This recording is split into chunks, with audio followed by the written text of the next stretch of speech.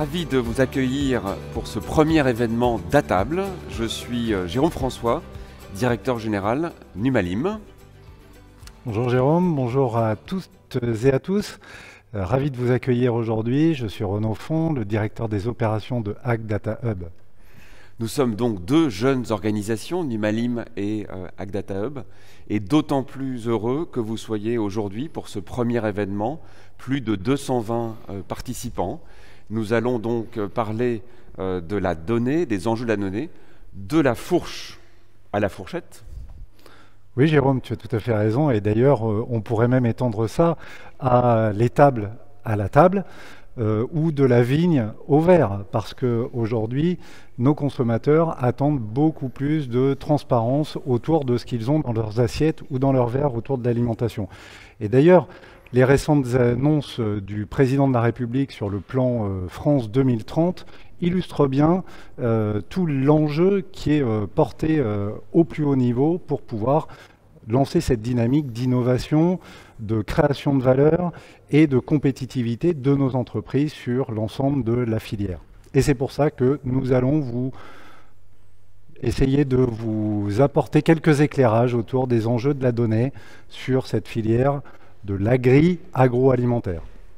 Pour cela, nous vous proposons un programme assez riche avec une première introduction de Anne-Sophie Taillandier, qui est la directrice de TerraLab, plateforme d'intelligence artificielle et de données portée par l'Institut Mines Télécom, et qui nous apportera les éclairages autour des enjeux européens avec le projet Gaia-X. Et puis, après, je vous présenterai pour la filière agricole Hack Data Hub nos solutions et comment nous nous positionnons sur les enjeux de la donnée. Et en deuxième partie, nous aurons donc des témoignages. Nous avons ici David Guyot pour Savencia, Business Relation Manager, puis l'intervention par vidéo de Pierre Darmon dans un secteur totalement différent, les Pickles.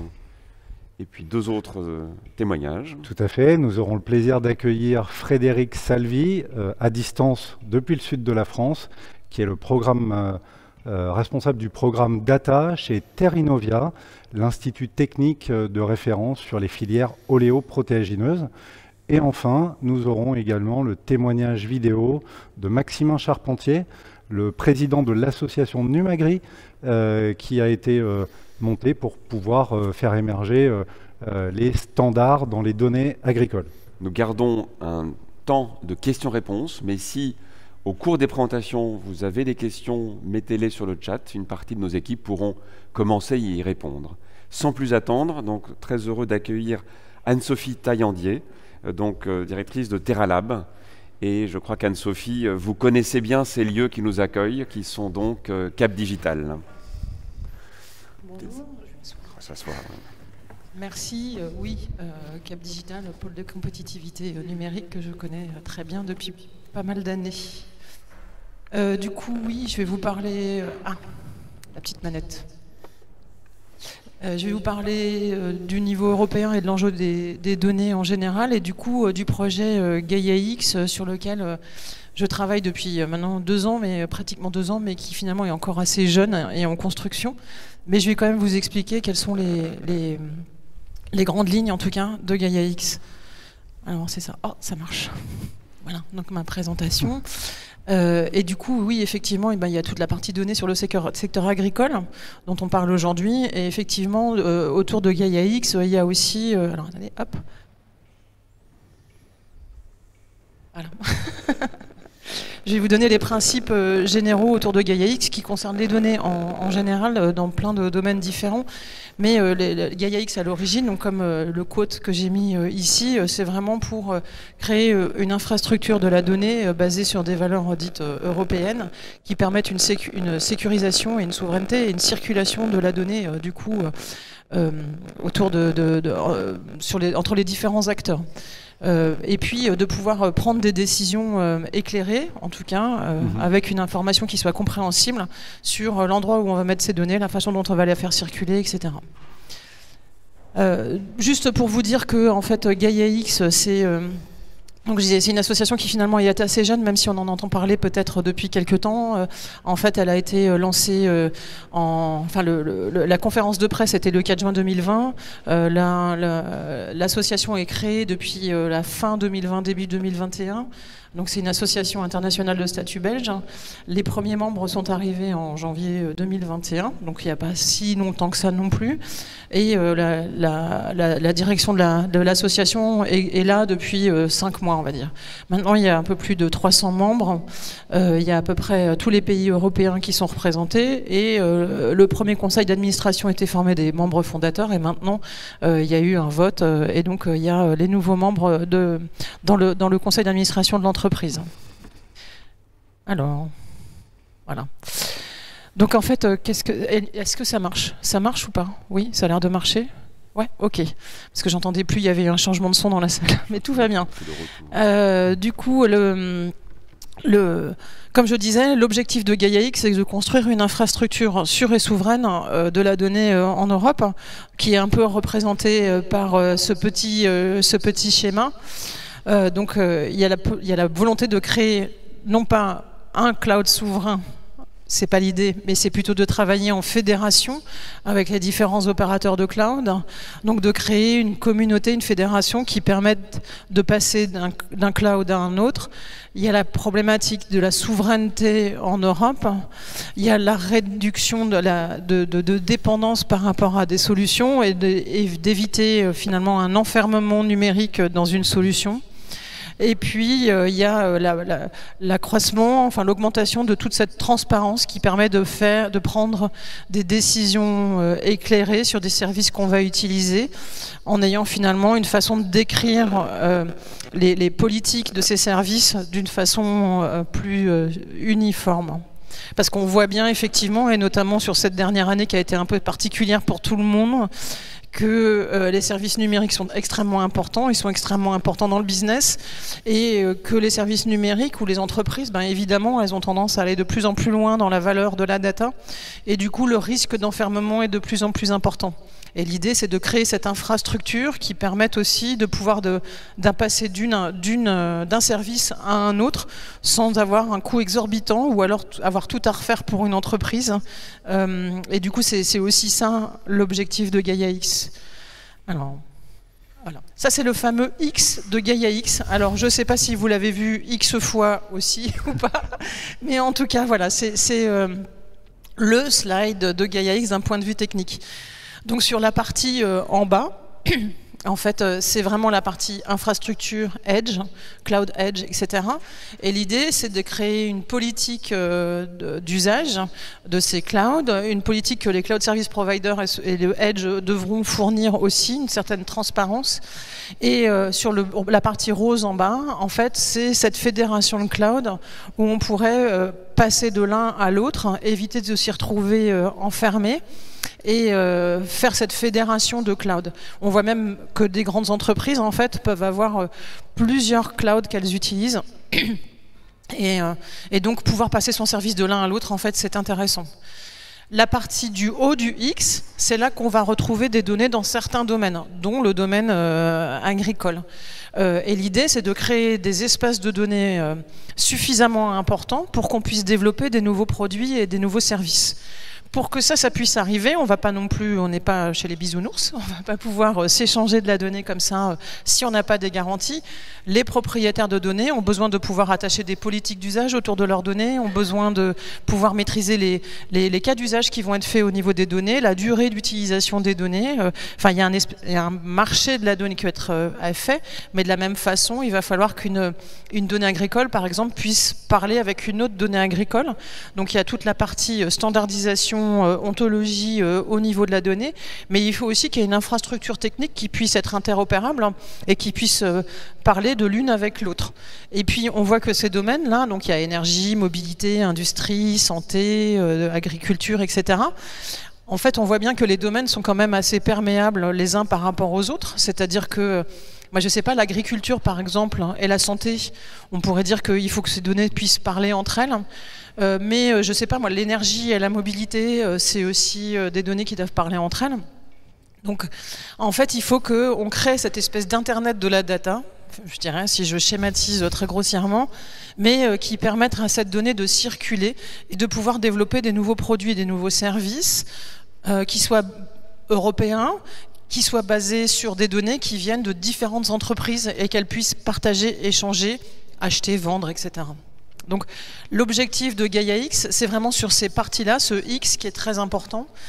C'est pour ça que vous le voyez souvent, qui est sur l'interopérabilité au niveau du cloud et la portabilité, mais aussi la création au-dessus de ces espaces de données sur différents domaines. Et puis après, on voit tout en haut du X, on parle d'intelligence artificielle, on parle de beaucoup de choses, mais qui pourraient être développées sur la base de ces grands espaces de données européens. Voilà. Et au milieu, le jaune, en fait, c'est vraiment sur la partie, finalement, architecture, sur cette interopérabilité autour des données. Donc voilà, c'est hop. Donc là après, ben voilà, on voit. Là, j'ai effectivement mis un focus sur le haut du X, puisque c'est ce dont on parle là aujourd'hui avec Numalim et Agdata Hub. Donc la partie du haut, bah, ça redit un petit peu ce que je disais, c'est-à-dire que ce qu'on veut, c'est vraiment l'émergence de nouveaux produits et de nouveaux services sur des données qui sont pas ouvertes, mais qui sont disponibles, maîtrisées par les propriétaires de ces données, et aussi bien au niveau de leur stockage, de leur process, enfin voilà, ça englobe un peu l'ensemble.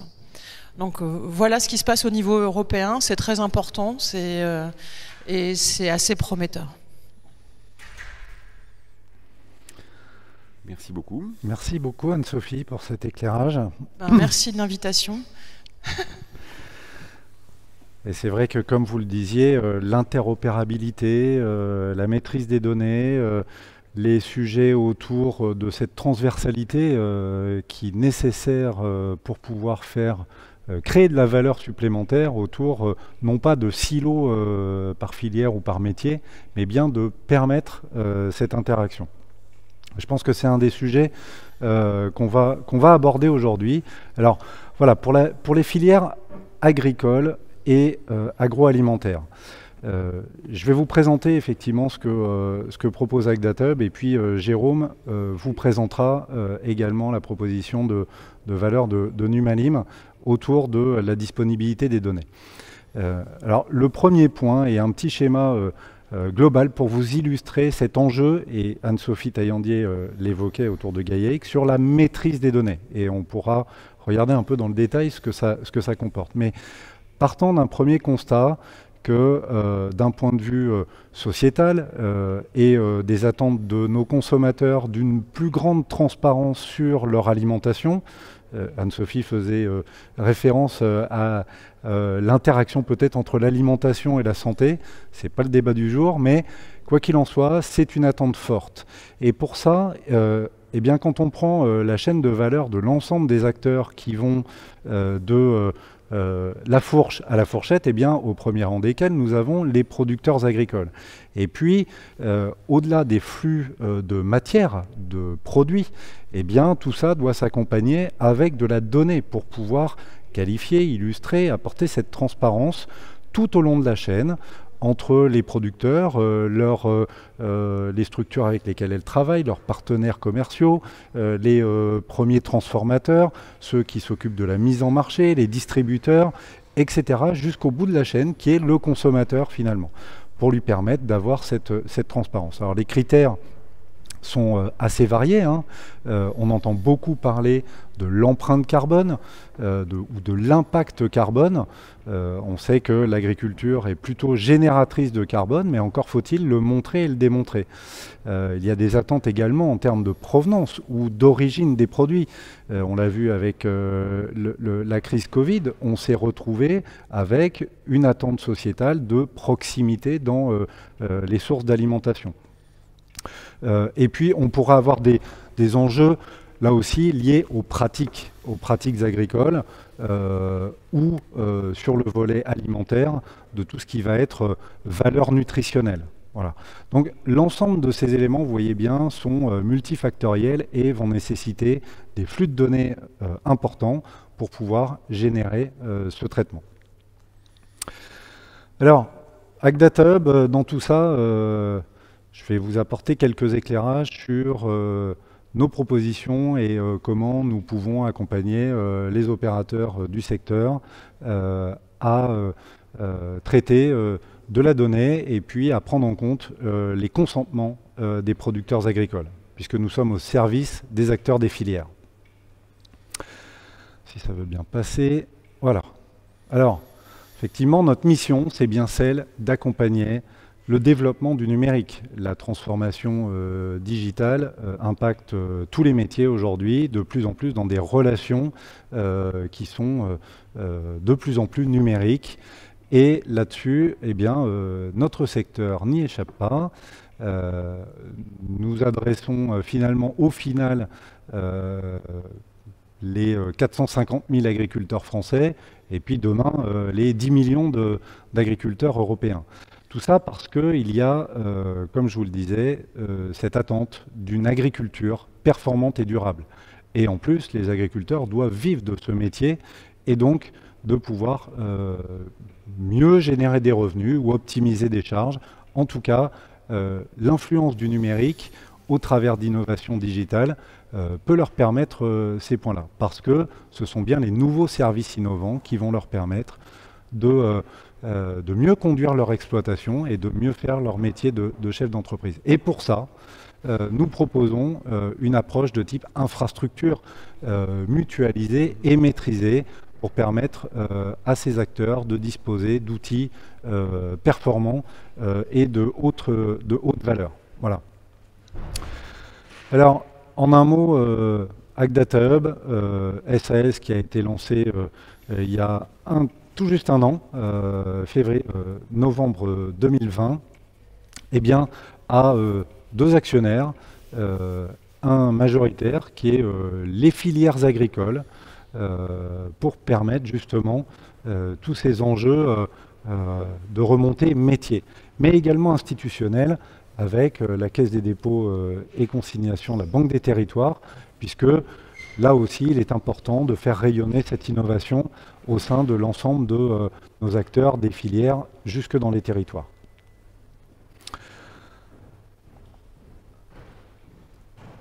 Alors je vous disais que notre vocation, c'est vraiment de garantir l'usage maîtrisé des données agricoles. Et nous nous concentrons vraiment sur ce volet-là. C'est-à-dire que depuis l'amont, avec de la production de données à l'échelle de l'exploitation agricole, de trois natures, hein, globalement, on retrouve trois grands types de production de données. Vous avez, on va dire, de l'enregistrement, des saisies directes de la mise en data de données agricoles, puisque des techniciens font les suivis au quotidien, les agriculteurs enregistrent dans des outils de gestion de leur exploitation leurs pratiques. Mais également, un deuxième type, c'est tout ce qui provient du machinisme, c'est-à-dire que c'est les objets connectés, machinisme agricole, qui enregistrent automatiquement une masse de données très importante. Eh bien, toutes ces données-là, elles doivent être à un moment collectées, stockées quelque part par les différents opérateurs. Et on a bien vu que l'enjeu fort, et Anne-Sophie Taillandier le rappelait au sein de Gaia-X, il faut aussi rendre ces données disponibles. Et pour ça, Agdata Hub propose cette infrastructure technologique qui a deux piliers. Le premier qui est celui de l'échange de données, l'échange organisé, structuré, maîtrisé, avec effectivement des politiques d'usage qui permettent aux émetteurs de données de pouvoir définir bien les critères qui sont ceux qu'ils souhaitent pour pouvoir diffuser leurs données. Et puis le point qui est essentiel également, et l'évolution réglementaire va le montrer à l'échelle européenne. Le RGPD sur les données personnelles était une première étape. On va passer sur la version 2.0 avec l'usage des données que je qualifierais d'industrielles, qui sont en fait les données de production. Et là-dessus, nos producteurs agricoles sont des entreprises, et donc ce qui est fait sur leur exploitation ne sont pas des données personnelles, mais sont bien des données industrielles, ou en tout cas sont des données de production. Et là-dessus, il est fondamental d'encadrer et en tout cas de garantir cette transparence du bon consentement à l'usage des données. Tout ça parce que l'enjeu derrière, c'est cette disponibilité de données pour alimenter les moteurs d'intelligence artificielle, de développement algorithmique, de croisement de données qui, eux, vont générer effectivement les usages, les développements de solutions digitales pour accompagner les producteurs eux-mêmes, pour bien produire, mais également les filières pour pouvoir organiser leur métier et in fine d'aller jusqu'au consommateur. Mais ça, Jérôme nous en parlera un peu plus dans le détail. Voilà, donc je vous disais, avec Data Hub, on marche debout sur deux jambes, l'échange de données et le consentement. L'échange de données, c'est la plateforme d'échange API Agro, dont la vocation est bien de permettre cette organisation, cette structuration pour diffuser avec un bon respect de l'usage, de la propriété de données pour l'ensemble des acteurs qui la composent. Et puis c'est, on peut le dire, une approche de type data marketplace, parce que il s'agit de pouvoir diffuser de la donnée, y compris dans des modalités qui seront ceux d'une économie de la donnée, et donc avec des modalités payantes, mais pas uniquement. Aujourd'hui, il faut aussi rendre disponibles des données, y compris de manière gratuite ou en open data. La vocation, c'est bien d'avoir une plateforme sectorielle dédiée au monde agricole, sur lequel on va vraiment retrouver des données qualifiées provenant de la production. Et d'ailleurs, nous travaillons actuellement sur une déclinaison en mode privative de cette plateforme d'échange de données pour adresser les filières animales et donc avoir un écosystème de confiance entre des acteurs qui peuvent échanger de la donnée en toute confiance, avec un rôle de tiers de confiance. Alors ce qu'on retrouve effectivement sur la plateforme API Agro, si ça veut bien passer, voilà, comme je vous disais, une logique de marketplace avec des fonctions de catalogue, de recherche, avec l'ontologie qui va bien pour pouvoir qualifier des usages ou des typologies de données, et puis derrière, de pouvoir accéder, selon les modalités qui ont été définies par celui qui émet les données, en toute transparence, puisqu'il s'agit d'échanges entre organisations ou entreprises identifiées et connues, de permettre ces échanges et ces transactions de données, quand bien même elles peuvent être gratuites, de manière tout à fait structurée, et puis de faire le suivi technique de l'ensemble des flux d'échange de données, savoir qui consomme, pour faire quoi, etc. Donc on verra, Renaud, tout à l'heure, des outils similaires du côté de l'aval, une symétrie d'une autre plateforme, parce que les deux sont prêtes à être interconnectés. Exactement, exactement. La deuxième jambe d'Agdata Hub est plutôt autour du consentement. Et d'ailleurs, cette deuxième jambe, finalement, c'est un peu aussi 4 piliers, ou en tout cas un animal à 4 pattes, parce que le consentement, comme je vous le disais, va devenir crucial. En tout cas, c'est un point central pour redonner de la confiance et permettre cette transparence et cette disponibilité de données. L'enjeu, il est bien là. Il est bien de pouvoir garantir à celui qui est à la source de données que l'usage de ces données va être respectueux de ce à quoi il a consenti son accord. Exemple, je suis agriculteur et je suis d'accord pour que mes données de suivi parcellaire sur mes colzas, puisque Frédéric Salvi interviendra tout à l'heure, puissent être transmises à ma coopérative qui elle-même va s'en servir pour des fins d'outils techniques de type OAD, c'est-à-dire outils d'aide à la décision. Voilà, là on a un consentement éclairé avec les piliers essentiels de définition du consentement, bénéficiaire, usage et durée. Ça, c'est le gestionnaire de consentement. Au milieu, on a une brique technique qui s'appelle le routeur de consentement, qui vise en fait à avoir la possibilité d'interconnecter différents outils qui enregistrent les consentements pour donner cette visibilité la plus exhaustive possible, mais également cette transparence totale.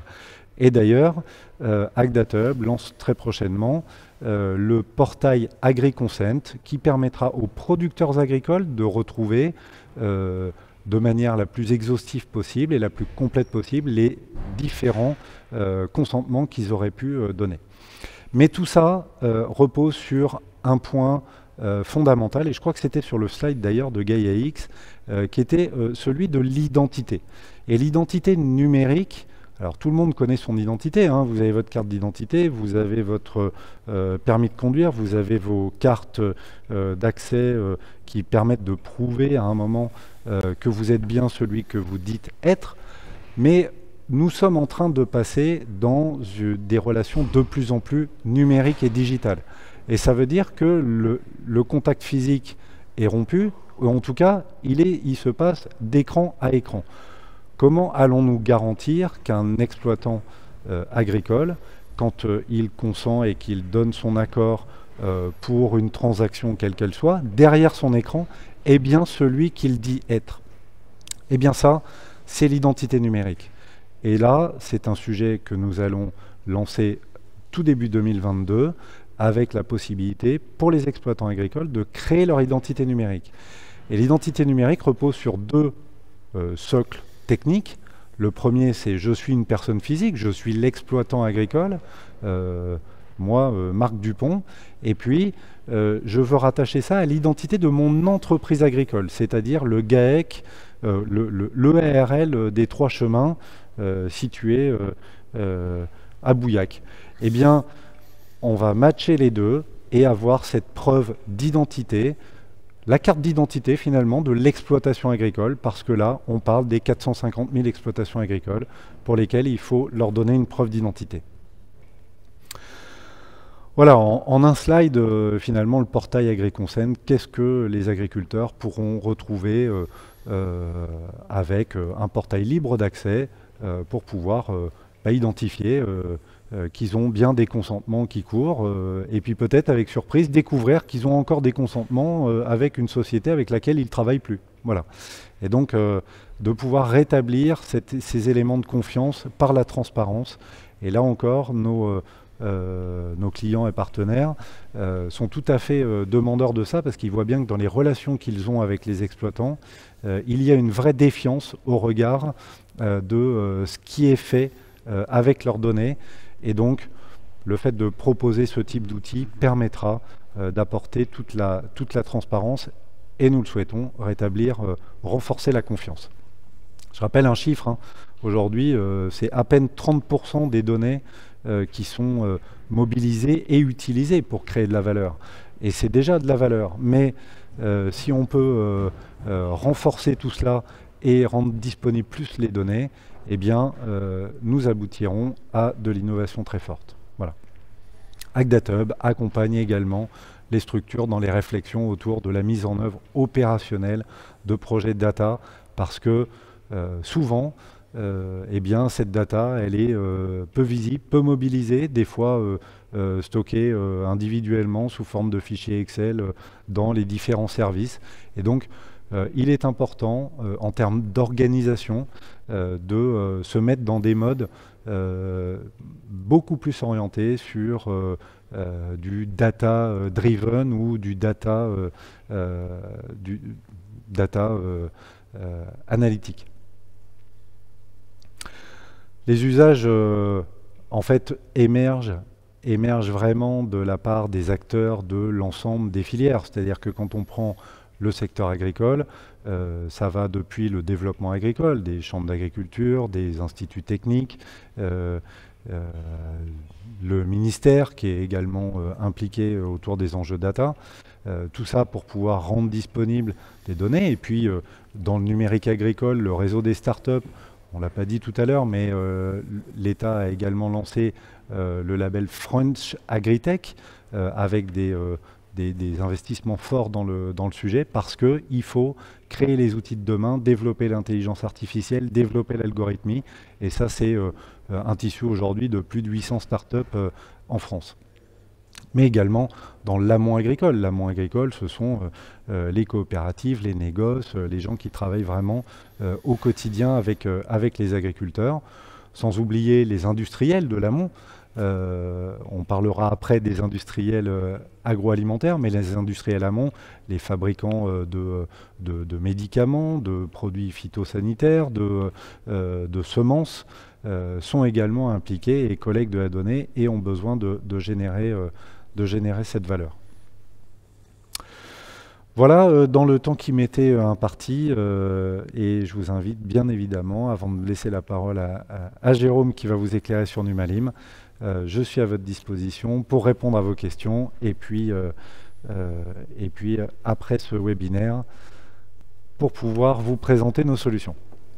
Merci beaucoup Renaud. Alors on va trouver des mots en commun de valeur, de confiance, des outils qui sont en commun, qui ont été choisis à dessein de façon à être compatibles.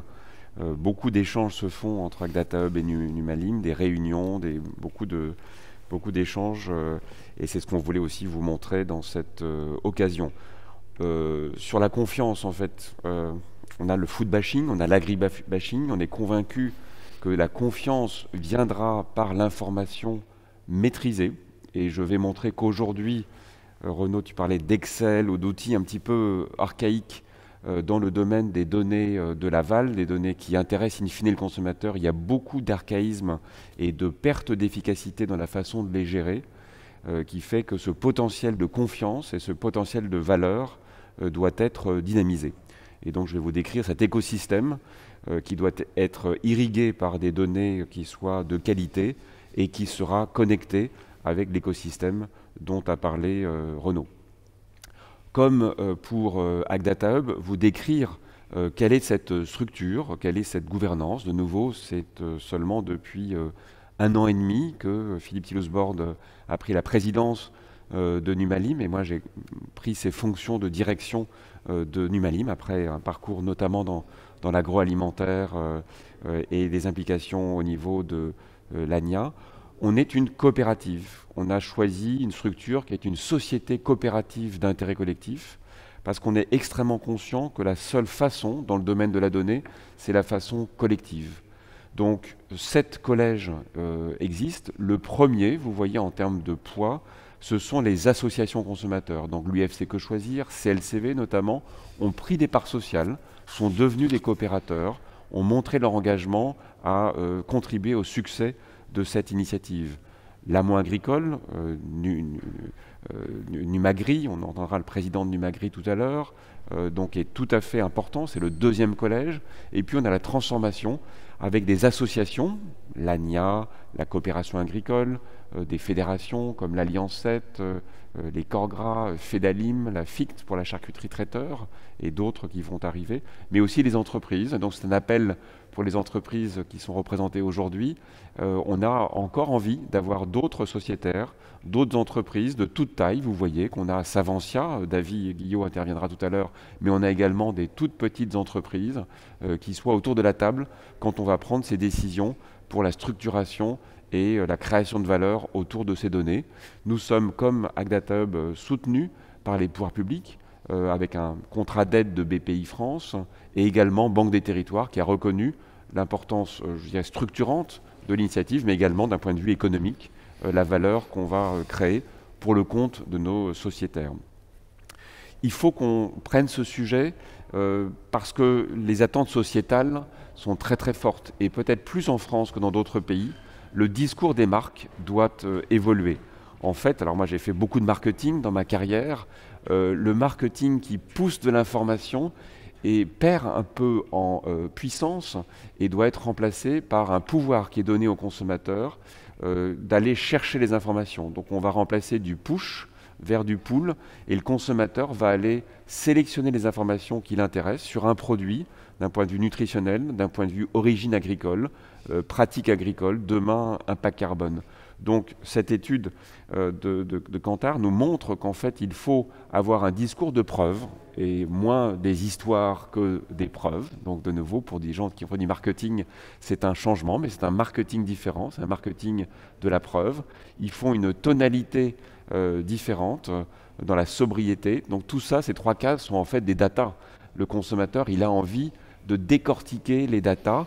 Et il a dans sa poche des applications où il a sur son site internet où il fait ses courses, le Drive, il a des moteurs de recherche qui vont lui permettre d'extraire cette information. Et donc c'est ce qu'on doit faire, d'être beaucoup plus informatif.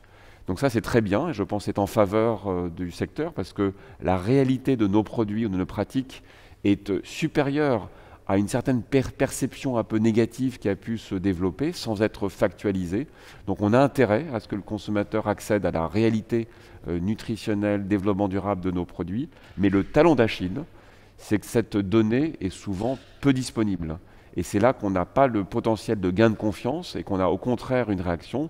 C'est un petit peu des applications comme Yuka qui ont été vues comme révélant au consommateur une information auquel le consommateur avait moins accès.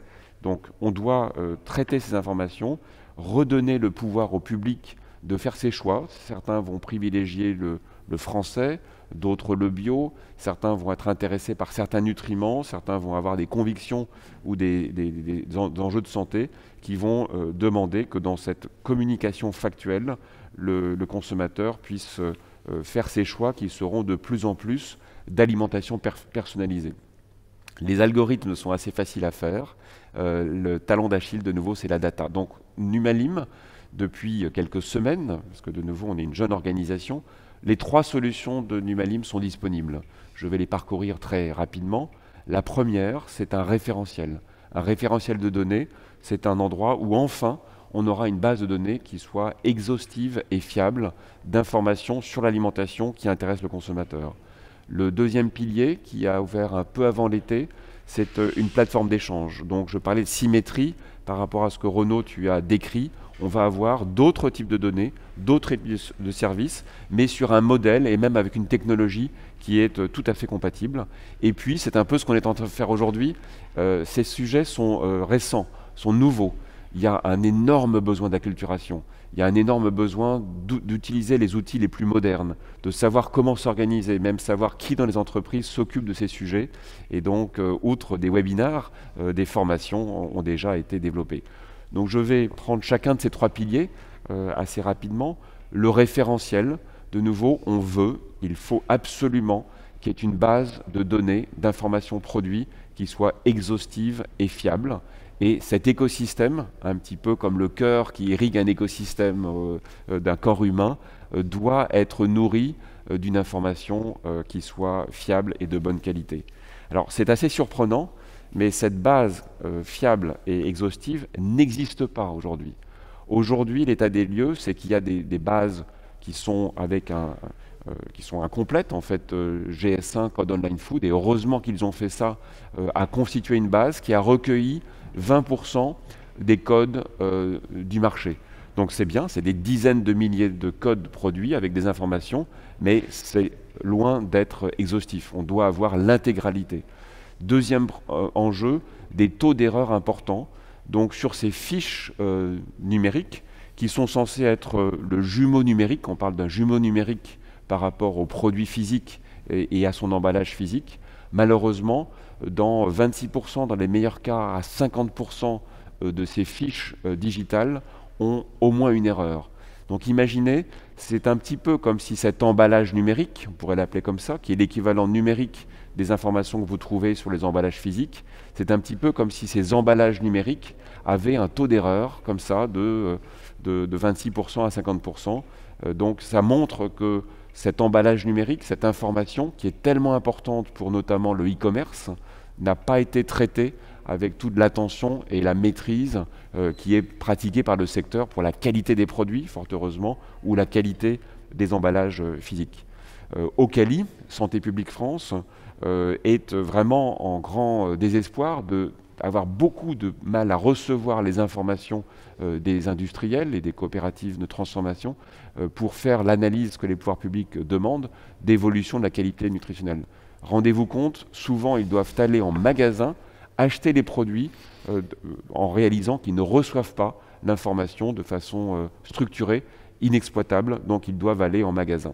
Donc c'est des gestions très complexes, beaucoup de déperdition d'énergie.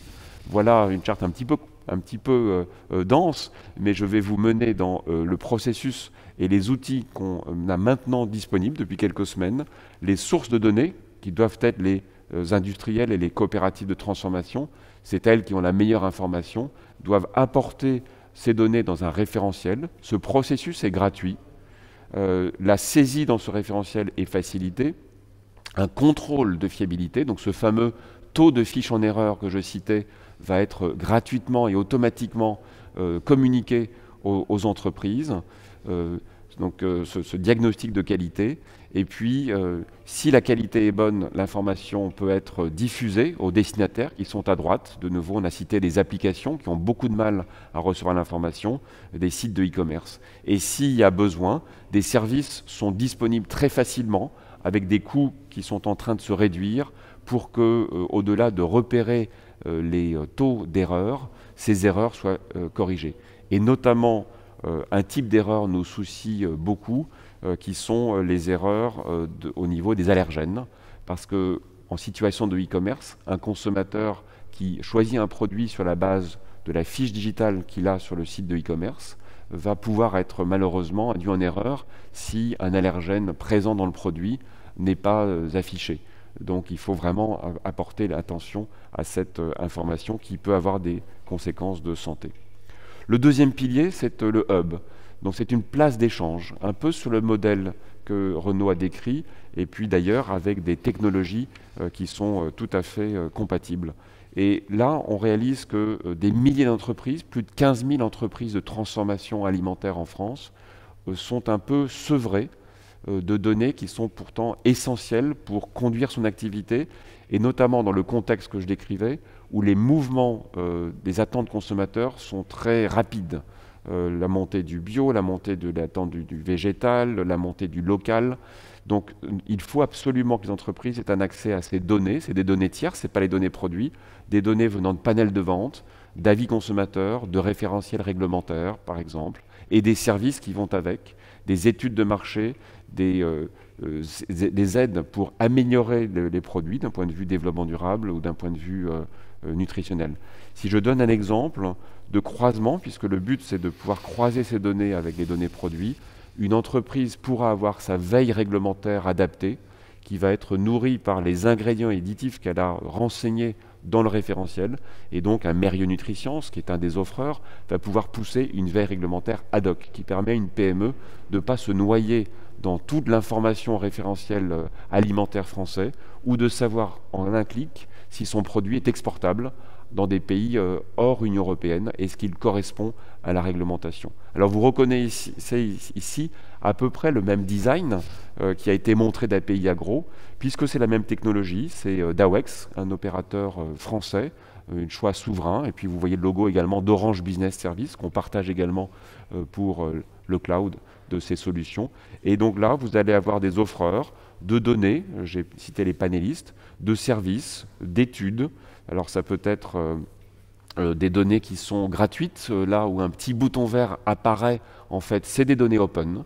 Donc les entreprises qui se connectent peuvent aller télécharger des rapports d'IRI, de Nielsen, de Kantar, de Mérieux ou du Credoc, ou alors accéder à des solutions de services, de conseils pour la gestion de la donnée. Alors on a des conseils comme Osalia ou Orandata, ou des conseils sur la traçabilité, des solutions qui vont être en développement de traçabilité, ou des solutions d'activation en magasin avec Média Performance, ou de relevé magasin avec Mobile. Donc une offre de service qui va faire gagner du temps aux PME et qui pourront croiser avec les données produits du référentiel.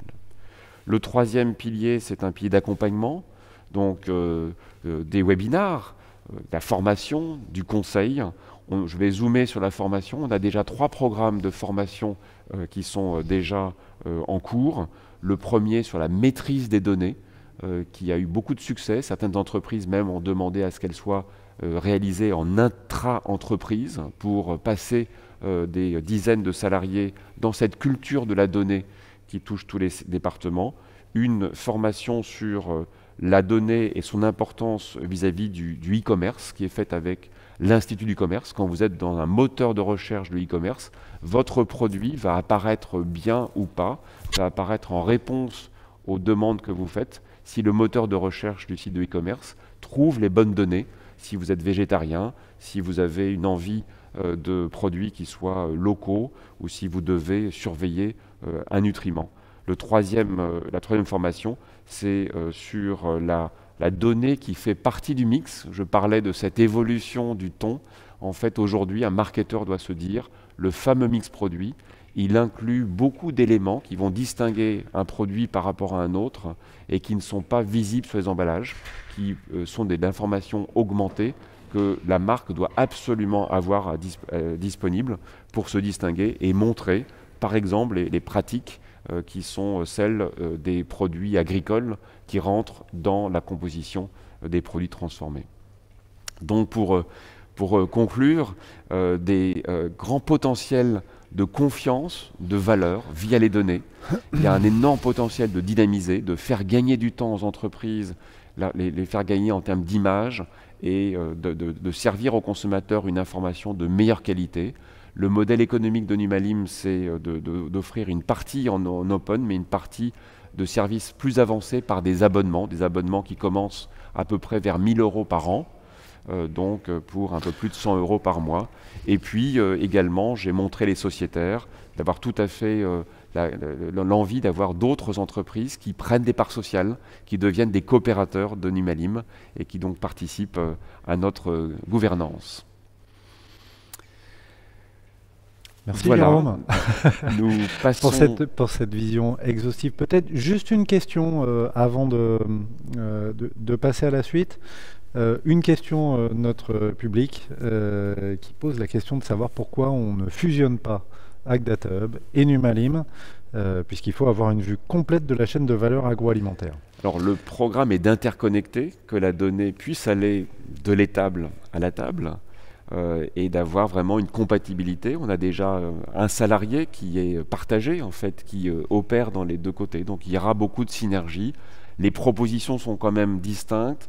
Je pense que pour établir ces propositions qui sont assez nouvelles, qui sont innovantes pour le marché, que les entreprises de l'amont, de l'aval doivent vraiment se familiariser, il est bien que chacun ait son positionnement et qu'on soit identifié pour des propositions de valeur qui sont complémentaires.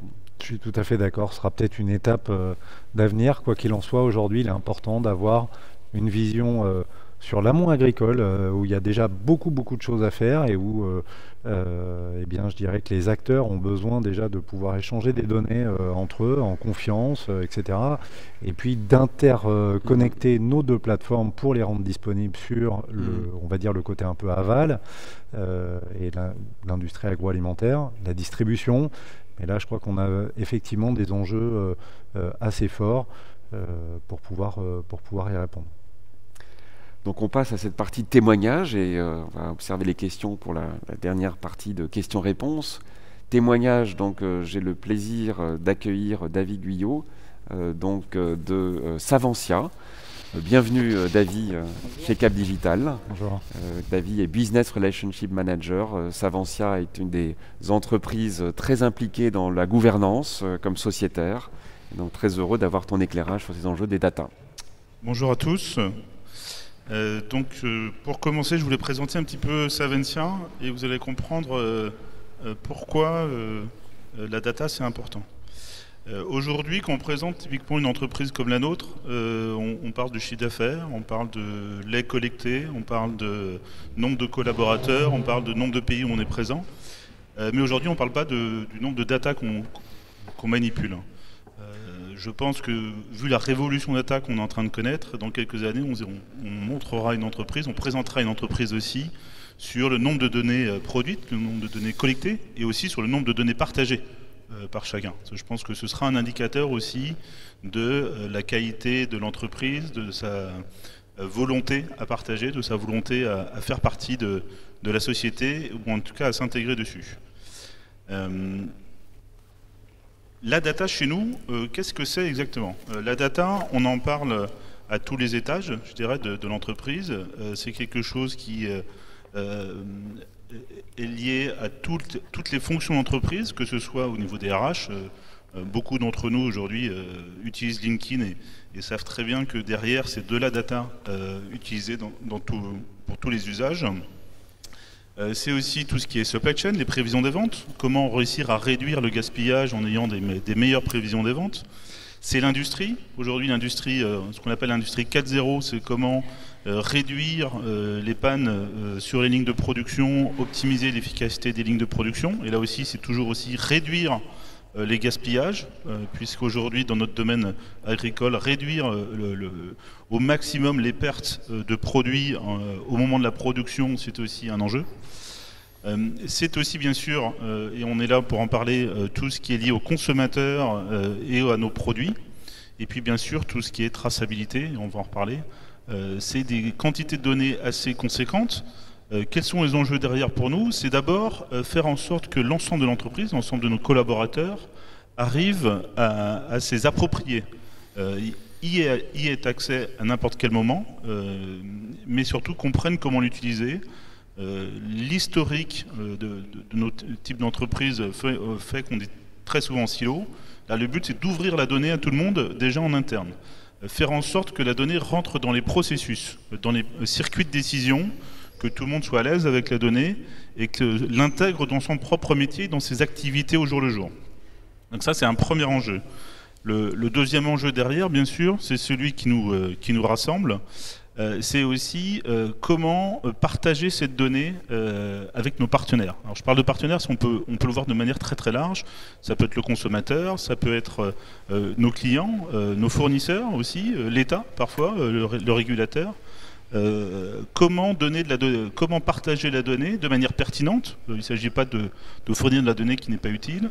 De manière fiable, comment s'assurer que la donnée qu'on partage, elle est la même à tous les endroits où on la partage, que tout le monde la reçoit de la bonne manière, et puis surtout de manière intelligible. Alors c'est le sujet que vous avez évoqué juste avant. Le consommateur est très demandeur d'informations. Par contre, l'information qu'on donne, il faut qu'elle soit digérable. Tout le monde n'est pas ingénieur agro, donc il faut aussi faire l'effort de rendre cette donnée intelligible, de faire de la pédagogie, pour que tout ce qui est partagé puisse être consommé de manière pertinente et fiable, en valorisant ce qui a été fait, que ce soit par l'industriel ou la phase ou l'amont. Il ne s'agit pas de montrer des données qui, à la fin, ne sont pas comprises et sont détournées finalement de leur but premier. Dans ce cadre-là aussi, une des questions qu'il faut d'ores et déjà se poser, c'est la pérennité de nos données. Dans le cycle vie de la donnée, combien de temps va-t-on garder nos données? Les données qu'on partage, est-ce que dans 5 ans, 10 ans, je vais encore garder mes données de traçabilité de mon yaourt, de mon fromage qui était produit l'année dernière? On parle beaucoup de mise à disposition de partage de données. Le stockage dans le cloud, c'est bien, mais jusqu'à quand? Dans quelle dynamique de partage de la donnée, de cycle de vie de la donnée, on se positionne, puisqu'autrement on va avoir des quantités de données qui vont être là sans être utilisées. Donc on a vraiment aussi cette question à se poser sur quelle est la pérennité des données qu'on partage. Bien sûr, ça pose aussi la question de la souveraineté, on en a parlé tout à l'heure, la souveraineté de la donnée, c'est-à-dire qui est propriétaire de la donnée, avec qui je la partage, qui a le droit de la transformer, pour combien de temps. C'est des questions où, dans une entreprise comme dans toute société, je dirais de droit privé, la propriété intellectuelle, c'est aussi vrai sur la donnée. Et je pense qu'on a déjà eu des échanges au sein du Malim là-dessus qui étaient très, très enrichissants. Et c'est une vraie problématique pour faire avancer tout le monde là-dessus. Le dernier point, et je pense que c'est un point assez important dans le cadre de ce débat, c'est comment on arrive à conjuguer des bénéfices individuels, pour Savencia par exemple, et des bénéfices collectifs. Comment faire en sorte que tout ce qu'on fait sur la data, ce soit pertinent pour nous, mais aussi pertinent pour l'ensemble. Donc comment faire converger des opinions qui peuvent être différentes entre l'amont, l'industriel, la distribution, le consommateur. Comment réussir à faire ça? Et pour nous, c'est là où participer, contribuer dans des organismes, quels qu'ils soient, que ce soit GS1, Numalim, l'Institut du commerce, c'est là où on trouve du sens à travailler sur la donnée. C'est de se dire, on n'y va pas tout seul, on doit y aller de manière cohérente dans l'ensemble, sinon on va perdre tout le monde à l'arrivée, on va juste créer des frustrations et créer finalement être contre-productif par rapport à la richesse que peut amener la donnée. Donc je voulais insister sur 3 projets où on va retrouver finalement des choses que vous avez pu exposer, mais vous allez voir comment ils s'inscrivent finalement chez Savencia. 3 projets parmi ceux qu'on a sur la donnée qui représentent vraiment ce qu'on essaye de faire et qui nous permet de gagner en maturité. Gagner en maturité, l'acculturation à la donnée, c'est quelque chose d'important. C'est aussi à travers, c'est progressif, l'acculturation de la donnée. C'est pas quelque chose où du jour au lendemain on devient une entreprise data-driven, comme certains le disent. C'est quelque chose qui prend du temps. Donc il faut faire des essais, il faut mettre des projets de différentes ampleurs pour y arriver. Donc 3 projets. Le premier sur la partie Master Data Produit, donc référentiel produit. Donc c'est l'information produit, comme vous en parliez, Jérôme, juste avant. On est en train de revoir, et c'est un de mes rôles au niveau global, notre référentiel produit. Comment le rendre moderne par rapport à des standards comme GS1, qui sont des choses que nous souhaitons suivre, des standards globaux, et puis aussi un écosystème qui varie beaucoup d'un pays à l'autre. On est présent dans 120 pays, on a besoin de trouver le bon niveau d'adaptation à chaque pays. La France peut être très en avance sur la quantité d'informations à donner aux consommateurs, mais par contre d'autres pays peuvent se retrouver aussi sur d'autres dynamiques, sur d'autres axes d'information, plus en avance ou dans des directions un peu différentes. Il faut réussir à trouver comment dans des groupes agroalimentaires internationaux, on arrive à conjuguer les deux. On ne peut pas faire que du local, on a besoin de trouver ce juste équilibre entre global et local. Et c'est aussi ça notre complexité en tant que grand groupe. Donc ça, c'est une première initiative qui nous permet de bien nous poser des questions, de se dire la donnée telle qu'elle est en train de... la donnée produit, telle qu'elle est en train de grandir aujourd'hui, avec un nombre d'informations demandées qui est exponentiel, complètement. Comment gérer ça demain, sans se retrouver avec des équipes qui sont complètement dépassées par la quantité, mais aussi sur le pourquoi. C'est-à-dire, elles sont dépassées sur pourquoi je rentre de la donnée, pour qui, pour quel usage. L'usage de la donnée, ce qu'on appelle l'usage métier, ou le business case, si je prends un anglicisme, il est important. On ne crée pas de la donnée, on ne maintient pas de la donnée juste pour se faire plaisir, il faut qu'il y ait un usage. Et redonner du sens à toutes les gens qui maintiennent de l'information produit, c'est un élément clé. Donc ça fait partie de ces éléments clés de ce projet-là. Le deuxième, qui est plus, je dirais, classique, qui n'est pas nouveau, mais c'est toute la partie partage de données. Je partage de la donnée avec des distributeurs vont partager de la donnée avec moi, je vais partager de la donnée avec l'amont va partager de la donnée avec moi. On a des projets pour mieux comprendre effectivement les ambitions du consommateur, là où il veut aller. La vraie question qui est posée par ces projets, c'est est-ce que je dois acheter la donnée? Est-ce que je dois la collecter moi-même? Quel est le meilleur équilibre? Et c'est là où les écosystèmes AgData, Numanim rentrent en ligne de compte, puisque en fonction de la taille d'entreprise, alors Savencia, je suis un grand groupe, donc il y a des choses que je peux collecter moi-même, mais en fonction de ma taille d'entreprise, ma réponse va être différente. Je vais pouvoir avoir des fois des approches où je vais collecter moi-même, d'autres où je vais aller sur une plateforme pour aller acquérir ces données, soit de manière temporaire, soit de manière permanente, en fonction de mes moyens. Sur les 120 pays où on est présent, on a des pays où on est une PME, on n'est pas un grand groupe dans ces pays-là, et où on a les mêmes raisonnements que des PME françaises. Donc ça c'est important, et on voit que pays après pays, on fait ce travail d'expliquer aux gens que collecter la donnée, c'est pas forcément toujours la bonne méthode. S'appuyer sur ce qui existe sur le marché, des marchés très dynamiques, c'est aussi pertinent dans des premières approches. David, il y a une question qui vous concerne, qui est est-ce que vous souhaitez avoir accès au bilan carbone de vos fermes partenaires? Donc on est un peu dans ce sujet-là. Alors je suis un peu mal placé pour y répondre pour le coup. Je sais que cette partie bilan carbone, c'était une problématique. C'est je dirais un vaste chantier complexe où on a besoin de se poser, de se comprendre ce qu'on veut faire.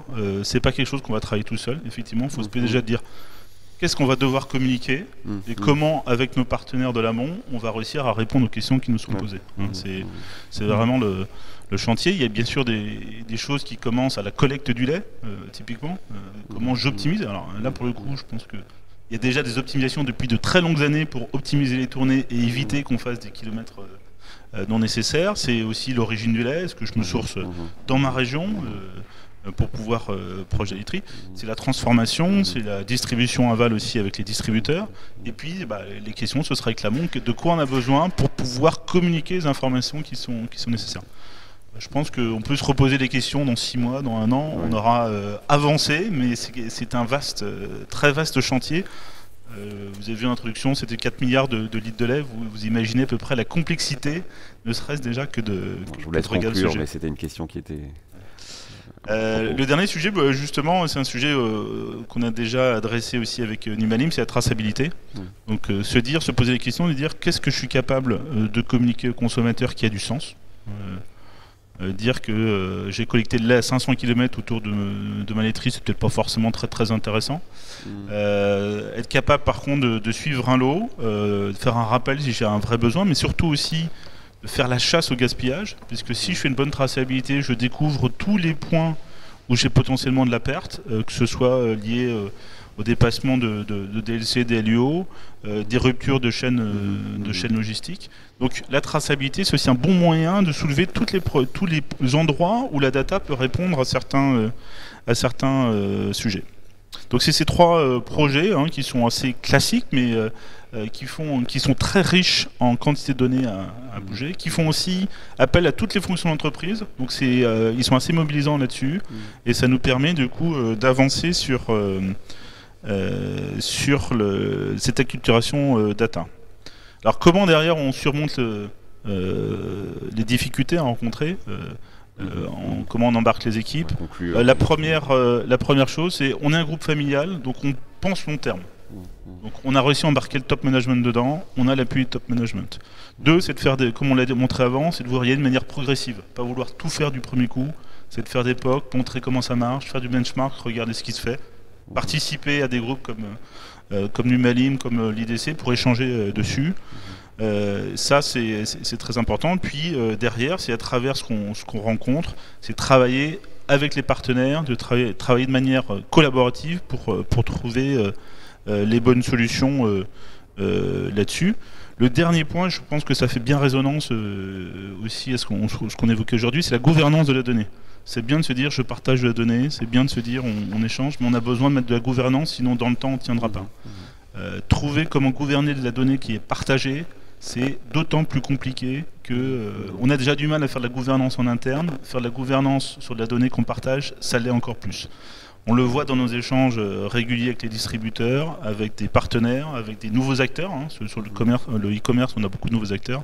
Et je pense que là, vraiment, le rôle des organismes transverses, ou de Numalim, de Hack Data Hub, c'est d'aider des enablers pour mettre tout le monde autour de la table et trouver des solutions communes à cette gouvernance de la donnée qui va être un gros chantier des 10 prochaines années. Parfait. Merci beaucoup. Vous restez pour les questions-réponses. Oui, bien sûr. Merci beaucoup, David. On va passer la parole par une vidéo qu'il a enregistrée à Pierre Darmon, qui est administrateur de Rightcell, donc une grosse PME, Cornichon Pickles, et qui, lui aussi, a rejoint la gouvernance de Numalim.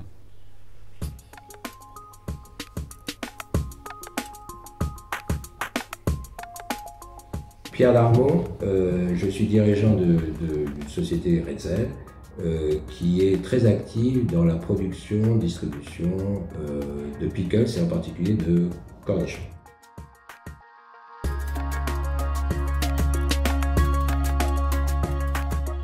Alors de nombreux défis que j'ai découverts peut-être tardivement, mais quand on produit des pickles qui viennent d'un peu partout dans le monde et qu'on veut relancer des filières en France, il y a des milliers, peut-être des centaines de milliers de données qu'on doit gérer et qui peuvent poser de problèmes puisque la crédibilité de ces données est sans arrêt à valider.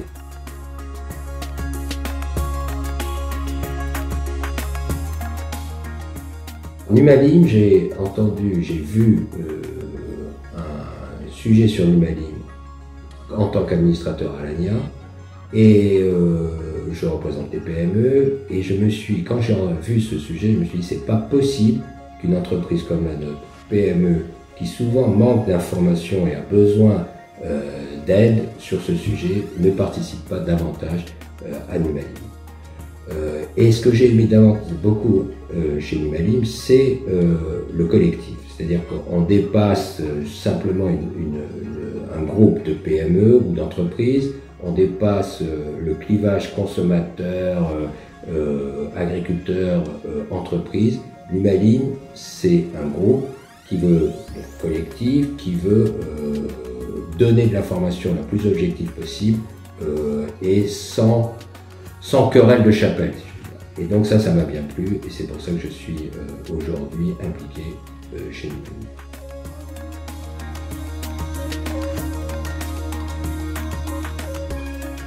La donnée produit, pour moi, c'est une histoire d'entreprise, une histoire de produit qui doit être travaillée, qui doit être confortée par énormément de données. Si vous n'avez pas d'histoire, le produit n'a pas d'intérêt pour moi. Dans notre métier, effectivement, on peut parler de la recette, on peut parler de beaucoup de sujets, mais à la fin, c'est l'entreprise et l'histoire que vous vendez qui doit être confortée, appuyée par, encore une fois, des données sérieuses et qu'on peut vérifier. On veut relancer, par exemple, le cornichon en France, la production agricole. S'il n'y a pas des données, si le consommateur n'est pas certain que ce n'est pas du marketing et c'est une vraie volonté et qu'il peut vérifier, et bien, ça ne va pas marcher. Et donc notre projet, c'est d'avoir de plus en plus de données qui valident cette volonté et c'est de relancer dans tous les pays où nous sommes la production locale.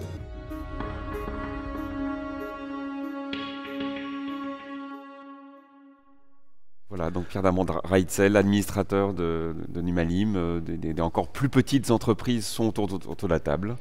Et Renaud, d'autres témoignages ? Oui, maintenant nous allons accueillir en live depuis le sud de la France Frédéric Salvi, donc, qui est manager du programme Data chez Terrinovia, qui est d'ailleurs un de nos actionnaires. Frédéric, bonjour. Peut-être tu vas pouvoir nous éclairer sur un programme qui a été engagé déjà depuis plusieurs mois, voire années, au sein de Terrinovia. Je rappelle que vous êtes l'institut technique de référence sur les filières oléoprotéagineuses. La parole est à toi pour nous exposer comment vous abordez le sujet data. Merci, et merci de me donner l'opportunité de témoigner aujourd'hui dans ce webinaire. Donc effectivement, je vais rappeler en quelques mots qu'est-ce que c'est Terrinovia pour bien poser un petit peu le décor, et puis ensuite je vous décrirai comment nous avons abordé le sujet de la data et qu'est-ce qu'on fait aujourd'hui et comment on travaille avec la plateforme Apiago. Donc Terrinovia, l'Institut technique agricole pour les grandes cultures oléoprotéagineuses, c'est environ 150 permanents répartis sur toute la France. Notre mission, c'est la recherche, le développement et l'innovation au service des filières et des producteurs d'oléoprotéagineux et de chanvre. Parmi donc les cultures ciblées, nous avons le tournesol, le colza, le pois, la févrole, le soja et d'autres. Terrinovia, c'est 4 métiers, on va dire, principaux.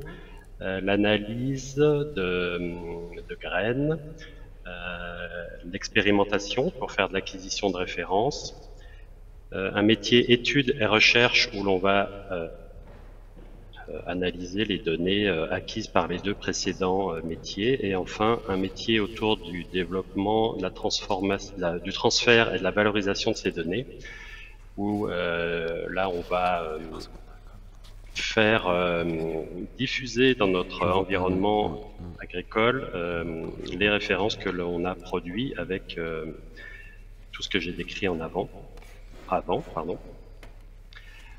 Les principales missions et actions donc de notre institut, c'est améliorer la compétitivité de nos cultures, créer des systèmes de culture innovants, favoriser les écosystèmes et la régénération des services écosystémiques, contribuer à l'essor de l'agriculture biologique, exploiter les nouvelles technologies et valoriser les débouchés pour nos cultures.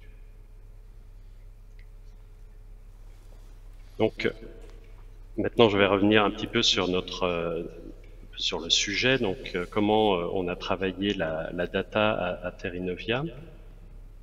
Déjà, le constat.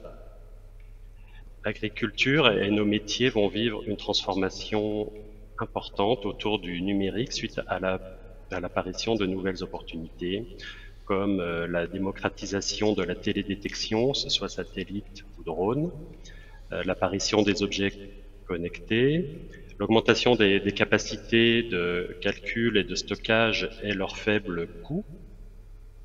Donc ceci, c'est un ensemble d'évolutions de notre environnement qui vont avoir un impact fort sur nos métiers et notre façon de travailler et d'interagir avec notre environnement. Aujourd'hui, on parle de la data, donc je vais me recentrer un petit peu sur le sujet. La vie de la donnée se trouve profondément modifiée avec le développement de ces nouvelles technologies. On parle maintenant de cycle de vie de la donnée et de sciences pilotées par les données, ce qui va aboutir sur le développement du big data, de l'intelligence artificielle. Donc ceci, pour un institut comme Terrinovia, c'est un nouvel outil au service de la résolution de nos problématiques métiers et qui va nous permettre de traiter et de répondre peut-être différemment que ce que l'on faisait par le passé aux problèmes émergents. Cela dit, il faut faire attention parce qu'il n'y a pas de big data sans gouvernance et sans qualité de la donnée. Donc c'est là que la data et la gouvernance de la data apparaît. Ça va rejoindre les témoignages précédents. Il faut, pour entrer dans cette nouveau domaine de la data et de son exploitation, il faut adapter notre fonctionnement et développer des compétences nouvelles autour de la gestion de ces données, de leur exploitation et de leur valorisation. Donc c'est un métier un peu, enfin c'est une, pardon. Historiquement, les instituts techniques ont toujours produit beaucoup de données et c'est un de nos cœurs de métier de l'analyser. Cela dit, nous avons affaire à un changement d'échelle. Et aujourd'hui, cette analyse de la donnée, elle va se faire de plus en plus en mobilisant des informaticiens et des spécialistes des nouvelles façons de traiter et d'analyser, de partager, apparier et valoriser donc l'ensemble de ces flux de données. Donc pour franchir ce cap et devenir une entreprise complètement à l'aise avec ces thématiques, nous avons développé effectivement un programme d'action autour de 4 piliers principaux. D'abord, l'acculturation à la donnée, donc qui vise en interne à sensibiliser l'ensemble des collaborateurs à des bonnes pratiques autour de la gestion et du partage de données. On parle notamment de mettre en place des jeux de données au format FAIR, donc facile à trouver, accessible, interopérable et réutilisable. Un des enjeux aussi de cette culture data, c'est que, et un des objectifs, c'est que ces jeux de données soient facilement appariables avec d'autres jeux de données et qu'ils soient formalisés de façon à être lus de façon automatique par des logiciels de traitement de données. Le deuxième axe, c'est le développement de référentiels et la normalisation de nos jeux de données. L'idée ici, c'est en interne, dans un premier temps, d'avoir des formalismes partagés, de partager la façon d'encoder des objets de nos études et de notre écosystème, afin que l'on puisse facilement apparier et mettre en relation des jeux de données de sources différentes. Le troisième axe, c'est la mise en place d'outils de centralisation et de partage en interne. Donc c'est désiloter en gros les données qui existent en interne, manipulées, produites et analysées par nos différents métiers, afin de pouvoir mélanger tout ça et faire la production de données et produire de la connaissance de façon plus interactive, plus intéressante et plus approfondie.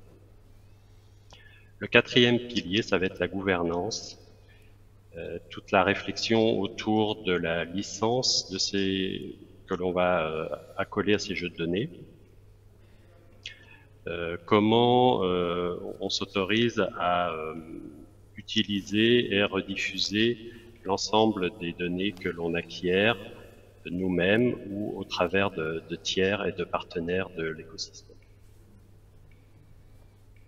Donc voilà, tout ça, ce sont des actions internes, puisque c'est le niveau 1, hein, comme le disait précédemment David Guyot. Il faut d'abord mettre en place des bonnes pratiques et des éléments structurants au niveau interne avant de songer à partager la donnée. Oui, c'est vrai, ça avait été dit, il faut monter sur l'échelle de la maturité data de l'organisation. Et tu l'as très bien dit, Frédéric, il y a des volets qui reposent vraiment sur l'humain, liés à la culturation, pour la prise en compte des enjeux et de la dimension data. J'aime beaucoup aussi l'approche autour du désilotage, parce que on ne peut pas s'improviser organisation data-driven si on n'est pas organisé techniquement avec autour de la donnée. En fait, c'est plus de l'application qui va aller faire sa petite base de données pour servir un usage. C'est un pool de données, et puis de là vont émerger des applicatifs qui répondent à cet usage. Exactement. Et donc, peut-être quand on a fait tout ça... Pardon ? Non, sans te couper la parole, Frédéric, mais c'est vrai qu'on est un peu pris par le temps, donc si tu veux bien peut-être conclure sur les points essentiels pour Terrinovia. Effectivement, la volonté de Terrinovia, c'est bien de mettre à disposition le plus largement possible notre expertise et nos jeux de données. C'est dans cette optique-là que l'on est présent sur la plateforme API Agro et que l'on est en train de développer une offre de produits et services sur cette plateforme, notamment mettre à disposition des tiers nos calculateurs au format API, partager des jeux de données pour susciter leur réutilisation, que ce soit des référentiels ou des données techniques de base. C'est vrai, et je salue d'ailleurs, je pense, une maturité de Terrinovia à commencer à aborder le sujet de l'économie de la donnée avec du service en API, avec des modèles de monétisation qui préfigurent ce qui sera la valorisation de données de demain, je pense. Merci beaucoup, Frédéric. Merci à vous. Je vais laisser la parole en vidéo maintenant, et peut-être en guise de conclusion sur un petit témoignage vidéo de Maximin Charpentier, président de l'association Numagri et également président de la Chambre régionale d'agriculture du Grand Est, voilà, qui va nous faire part autour des sujets de standardisation. Jérôme parlait du référentiel Numalim. Sur l'amont agricole, on part peut-être d'un peu plus loin encore, et donc il y a vraiment ce besoin d'accompagner la standardisation pour l'interopérabilité des données. Maximin.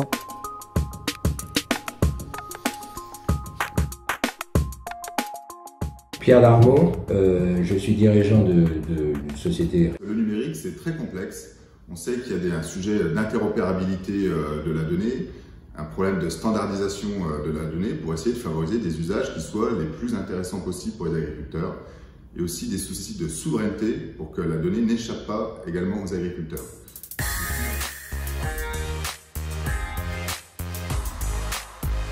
Numagri est une association qui regroupe l'ensemble des OPA, l'ensemble des filières, l'ensemble des acteurs qui ont pour but de réfléchir sur comment est-ce qu'on peut réaliser un maximum de cas d'usage autour du numérique pour essayer de favoriser la création de valeur pour les agriculteurs sur les territoires. Numagri a pour rôle finalement d'organiser cette intelligence collective autour du sujet du numérique pour qu'ensemble, on puisse concevoir des cas d'usage les plus précis possibles, les organiser et ensuite les proposer justement à Hackdata Hub de façon à les formaliser concrètement.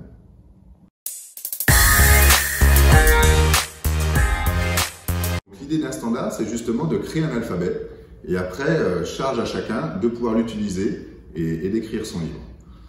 C'est déjà une première étape de faire comprendre quel est l'intérêt d'un standard et finalement par quels moyens il peut apporter de la valeur dans sa filière ou finalement dans sa problématique à résoudre. Le rôle d'Hackdata Hub dans cette partie, c'est déjà d'avoir organisé un écosystème de valeur autour d'une levée de fonds à la BPI, à la Caisse des dépôts, de façon à pouvoir faire en sorte qu'il y ait une ingénierie financière qui soit organisée et programmée autour du sujet afin que la réalisation d'un standard puisse coûter entre guillemets le moins cher possible pour les acteurs qui voudront en développer. Donc ça, c'est un premier intérêt, créer un écosystème d'ingénierie financière. Un deuxième rôle à Hackdata Hub, après l'ingénierie financière, c'est finalement d'aider les personnes qui ont des cas d'usage, une filière, une entreprise, une start-up, finalement à écrire son cahier des charges pour savoir exactement finalement, sa problématique, l'aider à construire un cahier des charges qui servira à celui qui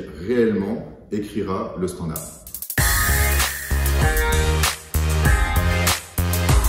Donc, ces cas d'usage, bien souvent, aujourd'hui, sont interprétés autour de la traçabilité, de façon à justement pouvoir mieux répartir la valeur dans le produit. On l'a bien vu autour des Egalim, si on ne fait pas la preuve de finalement où est la création de valeur, on a du mal à pouvoir la négocier.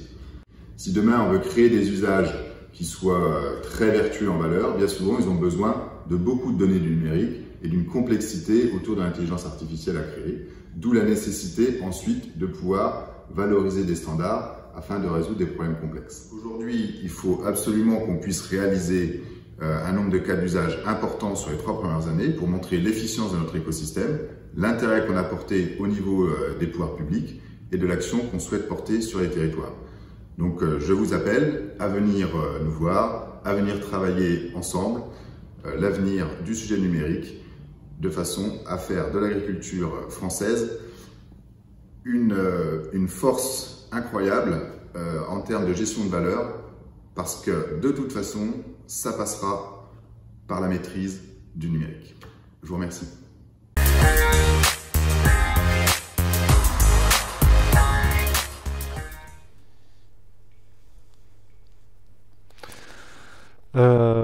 Eh bien, écoutez, nous arrivons à la fin de ce webinaire, en tout cas pour la partie d'information descendante vers vous, avec de nombreux témoignages, éclairages sur un sujet très vaste autour de la donnée. Et je pense qu'on peut retenir effectivement les grands principes de structuration, d'organisation, d'acculturation, mais également de se tourner autour de principes pour avoir des organisations data-driven qui nécessitent effectivement une maîtrise pour accéder à des données, pour pouvoir y accéder et pour pouvoir les échanger ou les partager. Les questions de souveraineté, des questions de gouvernance très importantes et dont il va falloir que tout le monde s'empare du sujet. Et nous sommes à votre disposition et à votre écoute. Moi, je tenais à remercier particulièrement des équipes Numalim, Audrey et Laure à la communication et qui se sont chargés d'organiser tout ça. Et puis aux équipes de Cap Digital qui nous ont accueillis aujourd'hui pour ce webinaire. Et merci à Julie Ménez qui s'est très bien impliquée dans la réalisation et la préparation, et aux équipes en effet de Cap Digital.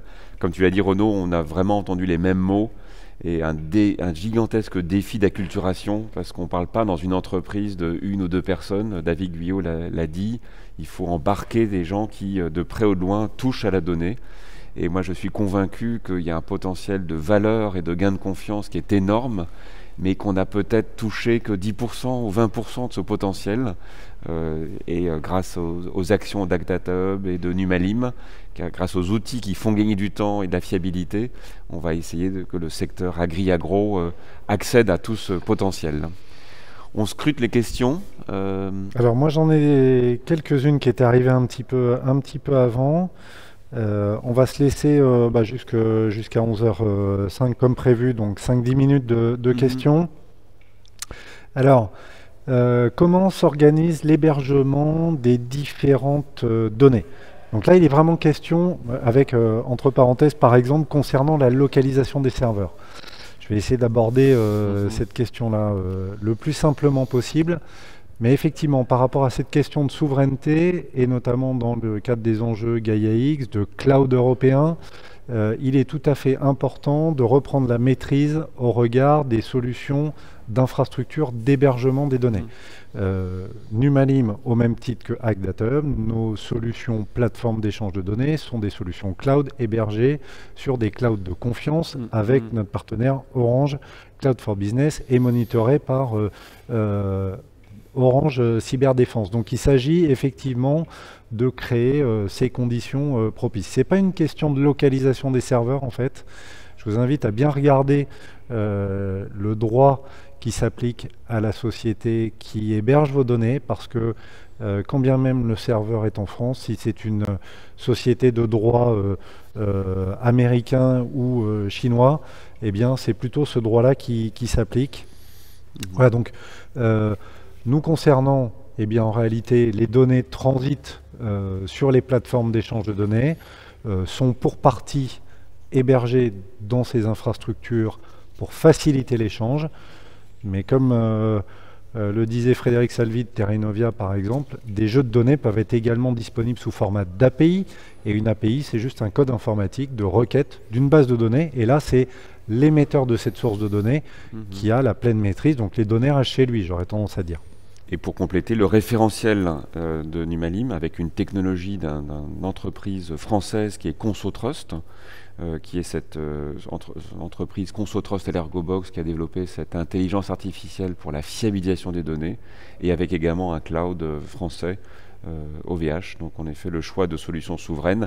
Et cette valeur dont je disais qu'on en a peut-être pris que le tout début, il y a d'autres acteurs qui pourraient être eux non souverains, des GAFAM, ou qui s'intéresseraient sûrement beaucoup à ces données agri-agro. Donc le défi, c'est d'en faire de la valeur et de les structurer, nous, comme acteurs français, avant que d'autres s'y intéressent. Une question plutôt pour moi, à quel point les instituts de recherche agronomique, INRAE, CIRAD, etc., sont-elles impliqués ou intéressés par ce type de plateforme, à la fois pour mettre à disposition et avoir accès aux données? Alors, la plateforme, je vais parler pour API Agro, la plateforme API Agro est librement accessible sur simple inscription pour pouvoir accéder à des données de type Open Data. Après, quand on commence à vouloir exposer des données, eh bien, c'est fait au nom de l'entreprise. Donc, eh bien, aujourd'hui, certains instituts, on l'a évoqué avec Terranovia, mais pas uniquement, sont également présents. Mais la vraie réflexion, c'est effectivement quel peut être le potentiel de données et comment est-ce que je vais me structurer pour mettre à disposition ces données-là. Et souvent, ça fait appel à des questions qui nécessitent encore un petit peu d'acculturation. Voilà, j'espère que je réponds à votre question, sinon on aura l'occasion d'en reparler. Et enfin, une dernière question, de quelle manière les acteurs principaux du monde agricole pourraient avoir accès à ces données? Je crois que je viens d'y répondre. Donc de deux choses l'une, soit c'est des données open data, auquel cas évidemment qu'on peut y avoir accès librement avec les réserves du contrat de licence qui a été associé à l'accès à ces données. Et puis après, on peut tout à fait maintenant, sur inscription et premier engagement d'un abonnement de type découverte, accéder également à des données de type privé. Voilà. Finalement, il y a l'accès des acteurs économiques à leurs propres données, c'est ça qui est fascinant, c'est-à-dire que la maîtrise de ses propres données, parce qu'on a des outils qui sont inadaptés ou une gouvernance qui fait que les opérateurs ne savent pas trop structurer leurs données. Donc il y a la redécouverte et la maîtrise de vos propres données. Et donc cette fiabilisation dont je parlais, qui est une grande priorité avec ConsoTrust à l'Ergobox, pour que vos données les entreprises agroalimentaires soient nettoyées, comme si on prend l'analogie d'une piscine, on mette une piscine de données qui soit propre. Donc ça, c'est vraiment maîtriser vos propres données. Et c'est pas aussi facile qu'il n'y paraît. Une question pour toi peut-être? Je n'en vois pas, mais...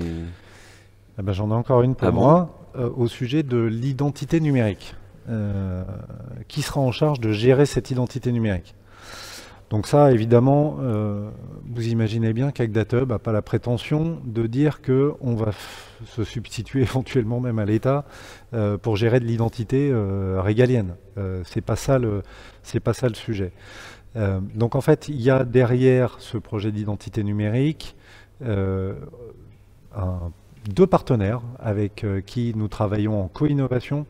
C'est d'une part Orange Business Services sur de la technologie blockchain dans des logiques de blockchain nationale, voire européenne.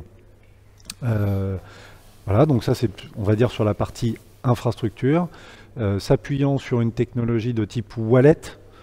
Les wallets, vous êtes sans doute acculturés grâce à votre smartphone à ce que représente en fait un portefeuille électronique et sécurisé là-dessus, qui s'appuie sur la technologie du groupe Imprimerie Nationale, qui travaille elle-même déjà sur la carte d'identité numérique de demain. Donc, celui qui sera chargé de ça, nous, on va le déployer pour le secteur et les filières agricoles, et au premier rang desquelles les exploitations agricoles, mais nos partenaires IN Group et Orange Business Services ont vraiment vocation à ouvrir ça sur des périmètres métiers beaucoup plus larges, pour des artisans par exemple, pour des commerçants, et en tout cas toutes ces petites entreprises qui auront besoin demain de sécuriser leur identité numérique. Nous, c'est pour le secteur agricole, et au final, c'est dans une logique d'architecture décentralisée, ce qui veut dire qu'en fait, c'est pour vraiment limiter les risques de fraude, puisque eh bien, ces données d'identité numérique seront gérées sur un wallet sécurisé au sein du smartphone, par exemple, de l'agriculteur. Donc s'il y a un hack quelque part, c'est la perte de données individuelles, mais pas, comme on l'a vu récemment avec les problématiques de la Sécu, de fuite de millions, de données concernant des millions de personnes. Voilà pour cet aspect-là. Je pense que notre webinaire touche maintenant tout à fait à sa fin. C'était un plaisir, Renaud, de faire cette première édition avec toi. Et de nouveau, l'idée, c'est d'avoir un rendez-vous régulier, que ce datable fasse qu'on puisse mettre à jour sur les évolutions. Et on espère que ça vous aura satisfait. Et vous étiez plus de 200 dans la salle. Bon, c'est vrai qu'on a gagné du temps en contrôle de passe sanitaire. Néanmoins, nous espérons évidemment vivement que la prochaine édition puisse se dérouler avec de vraies interactions physiques et que eh bien, on puisse se rencontrer prochainement. Et d'ailleurs, on vous laisse évidemment toute cette possibilité de nous contacter individuellement ou collectivement, Numalim et AgDataHub, pour pouvoir avancer sur vos projets. Merci beaucoup. Merci à tous. Au revoir.